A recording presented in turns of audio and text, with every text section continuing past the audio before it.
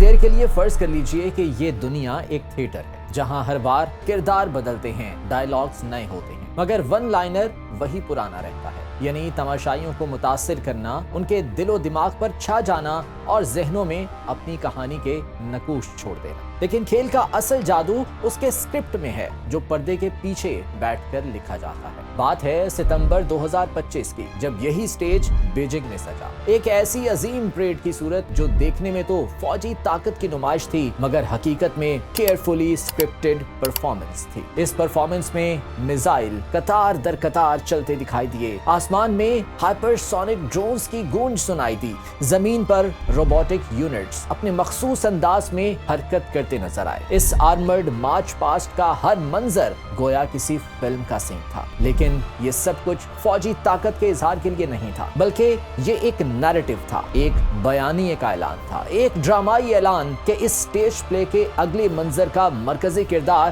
کون ہوگا، اور اسی کا نام ہے سائیکولوجیکل وارفیئر۔ السلام علیکم، میرا نام ذیشان بشیر ہے اور آپ دیکھ رہے ہیں سنو ڈیجیٹل۔ بیجنگ کے تیانمن اسکوائر میں ہونے والی اس پرفارمنس کے اصل تماشائی عوام نہیں تھے، بلکہ ریاستیں، عالمی طاقتیں اور پالیسی ساز تھے۔ پریڈ دیکھ کر ان کے ذہنوں میں سوالات کل بلا رہے تھے، دلوں میں وسوسے جگہ بنا رہے تھے، خدشات پیدا ہو رہے تھے اور رویوں میں جھنجھلاہٹ نمایاں تھی۔ اور تیانمن پر سجے تھیٹر کے پرفارمنس کا اصل مقصد بھی یہی تھا۔ جب ایک ریاست اپنی طاقت کو اتنے بڑے پیمانے پر سٹیج پر لاتی ہے تو اس کا مقصد صرف دشمن کو ڈرانا نہیں بلکہ پوری دنیا کو یہ بتانا ہوتا ہے کہ طاقت کی بساط پر اب نیا کھلاڑی ان کے بیچ آ کھڑا ہوا ہے۔ اس پرفارمنس کا جادو اس وقت اور گہرا ہو جاتا ہے جب میڈیا اس منظر کو ایمپلیفائی کرتا ہے۔ جب سوشل میڈیا پلیٹ فارمز پر یہ کلپس بار بار چلتے ہیں تو تاثر ایک حقیقت کا روپ ڈھالنے لگتا ہے۔ نیریٹو کی یہی طاقت ہے کہ وہ پرسیپشن کو اصل حقیقت سے زیادہ مضبوط بناتی ہے۔ عوام بار بار جب یہ منظر دیکھتے ہیں تو رفتہ رفتہ یقین کرنے لگتے ہیں کہ طاقت کا مرکز بدل چکا ہے، اور یہی سائیکولوجیکل وارفیئر کا پہلا وار ہے۔ یاد رکھیے کہ کسی بھی سٹیج ڈرامے کو دلچسپ بنانے میں لائٹنگ اور بیک گراؤنڈ پرفارمنس کا اہم کردار ہوتا ہے۔ تیانمن کے سٹیج پر وہ کردار ادا کر رہے تھے media channels, social media hash tags اور کیئرفلی فریمڈ شاٹس جو دنیا بھر کی سکرینز پر دکھائے گئے۔ ہر شاٹ میں ایک ہی پیغام چھپا تھا کہ طاقت کی نئی کہانی کہاں لکھی جا رہی ہے۔ یہ انسانی نفسیات کا حصہ ہے کہ جب کسی خاص منظر کو بار بار دہرایا جائے، ایک مخصوص بیانیہ پش کیا جاتا رہے، تو پہلے پہل وہ عوام کے ذہنوں میں شک کو جنم دیتا ہے، اور جب یہ شک دل و دماغ میں اتر جائے تو سرمایہ کار، طاقت پر اتحادی سوچنے لگتے ہیں کہ اب تو رخ بدلنا ہی ہوگا۔ یہی وہ کوگنیٹو ایفیکٹ ہے جو انویزیبل طریقے سے ویزیبل نتائج حاصل کرنے میں مددگار ثابت ہوتا ہے۔ سائیکولوجیکل وارفیئر کوئی نیا جنگی حربہ نہیں ہے۔ ماضی پر نظر دوڑائیں تو پتہ چلتا ہے کہ ہر دور میں اس کا استعمال کیا جاتا رہا، لیکن ہر بار اس کے طریقے مختلف رہے۔ جوزف گوئبلز نفسیاتی جنگ کا شاید سب سے بدنام کردار تھا۔ ہٹلر کے پروپیگنڈا وزیر کی حیثیت سے اس نے الفاظ کو کسی بھی ہتھیار سے زیادہ خطرناک بنا دیا۔ اس کا اصول سادہ مگر مہلک تھا کہ جھوٹ کو اتنی بار دہراؤ کہ وہ سچ لگنے لگے۔ اسی اصول پر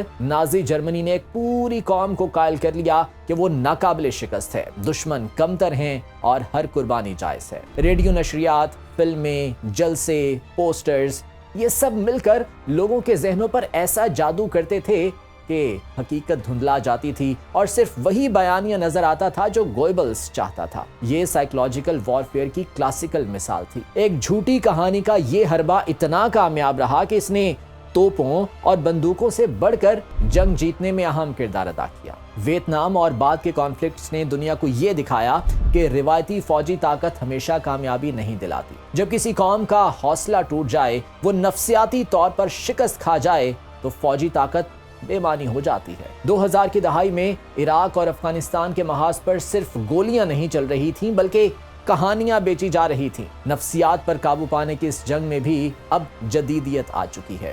ماضی میں جہاں ریڈیو، اخبارات اور پوسٹرز کا استعمال ہوتا تھا، وہیں آج سوشل میڈیا الگوریدمز ہیں جو یہ طے کرتے ہیں کہ کون سا کانٹینٹ ٹرینڈنگ میں ہوگا، और कौन सा दब जाएगा। जब लाखों सोशल मीडिया अकाउंट्स को सिंक्रोनाइज करके एक स्टोरी को पुश किया जाता है तो वो बहुत तेजी से वायरल होती है। तमाम कोऑर्डिनेटेड नेटवर्क्स एक साथ मिलकर आर्टिफिशियल तूफान बनाते हैं जो हकीकत को झूठ के पर्दे में छुपाकर अवाम के रद्द अमल को ट्रिगर करते हैं। मिसाल के तौर पर यूक्रेन के तनाज़े में रूस ने दिखाया कि कैसे मीम्स, डॉक्टर्ड क्लिप्स और डिस इन्फॉर्मेशन को एक हथियार के तौर पर इस्तेमाल किया जाता है। जब मुख्तलिफ वीडियोस वायरल हुई और दुनिया कंफ्यूज हो गई कि असल हकीकत क्या है, तब एक नई हिकमत अमली सामने आई कि दुश्मन को इतना उलझा दो कि वो फैसला ही ना कर सके। इसे डिसीजन पैरालिसिस कहा जाता है और यही हाइब्रिड वॉरफेयर का कमाल है। मौजूदा दौर में ये जंग सिर्फ बैनुल-अक़वामी सतह तक महदूद नहीं रही, रीजनल कॉन्फ्लिक्ट्स में भी अब यही हरबे दोहराए जा रहे हैं। जनूबी एशिया में सरहदों पर पेश आने वाले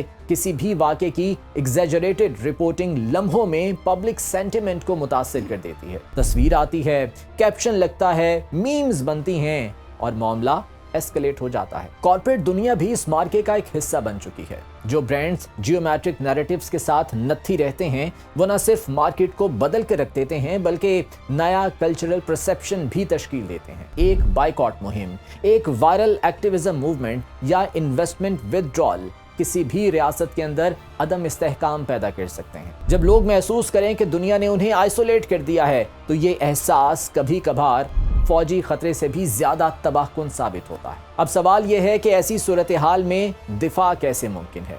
देखें, हर खेल के दो रुख होते हैं, एक वो जो पर्दा स्क्रीन पर दिखाया जाता है और दूसरा बिहाइंड द स्क्रीन। थिएटर के नाज़रीन अगर समझ जाएं कि स्टेज पर दिखाई जाने वाली हर चीज हकीकत नहीं बल्कि स्क्रिप्टेड इल्यूजन है तो वो इसके असर से निकल सकते हैं। लिहाजा लोगों को ये सिखाना होगा कि वो इंफॉर्मेशन को कैसे वेरीफाई करें, डीप फेक को कैसे पहचानें। स्कूल्स, यूनिवर्सिटीज और पब्लिक अवेयरनेस कैंपेन्स को फ्रंट लाइन समझकर ट्रीट करना होगा, वरना वही होगा जो हर बड़े ड्रामे में होता है, यानी तमाशाई जज्बात में बहकर हकीकत और अफसाने का फर्क भूल जाते हैं। आखिर में एक सादा मगर अहम सवाल कि असल ताकत आखिर किसके पास है, वो जो सबसे बड़े और जदीद हथियार रखता है या वो जो लोगों के दिलो दिमाग पर कब्जा करना जानता है।